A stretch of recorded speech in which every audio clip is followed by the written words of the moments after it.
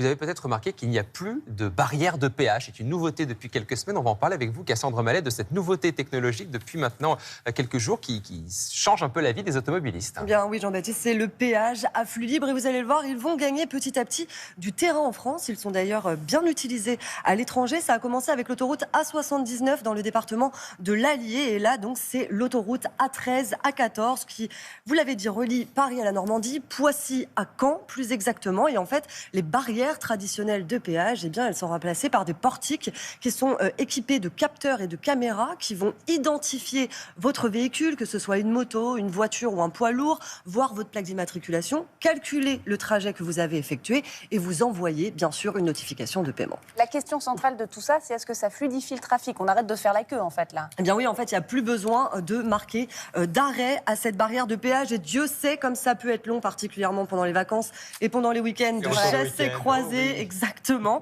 Et selon la SANEF, eh bien, regardez, on peut gagner jusqu'à 30 minutes sur un trajet Paris-Caen, donc pendant un week-end chargé. Mais c'est aussi plus écologique puisque l'économie annuelle est estimée à 9 500 000 de carburant pour le trafic seulement sur les autoroutes A13, A14. Donc c'est quand même pas négligeable. Alors par contre, il ne faut pas oublier que c'est pas parce que vous vous arrêtez pas et que vous continuez de rouler que c'est pas payant. Ah, je croyais que non, malheureusement, le Père Noël n'existe pas. Ça reste payant. La question, c'est comment on fait pour payer son péage. Exactement, bien. Vous avez 3 options. La plus simple, franchement, et la plus pratique, c'est d'avoir un badge télépéage. Vous prenez un abonnement, c'est environ 2 € par mois, seulement les mois où vous l'utilisez. Sinon, vous ne payez pas.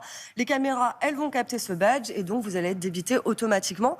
La deuxième option, vous allez sur le site de la SANEF, vous rentrez votre plaque d'immatriculation et vous payez en ligne.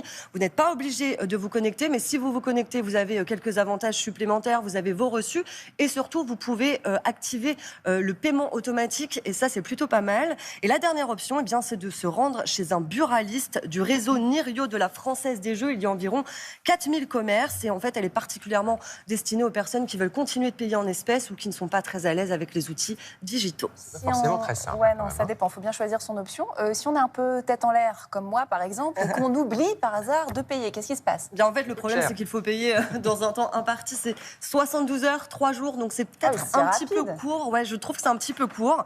Et donc, en fait, si vous ne le faites pas, eh bien, vous allez recevoir une amende envoyée par la SANEF. C'est le montant de votre péage plus 90 €. C'est réduit à 10 € si vous payez sous 15 jours. En revanche, si vous n'avez pas payé dans les 2 mois, là, c'est 375 €.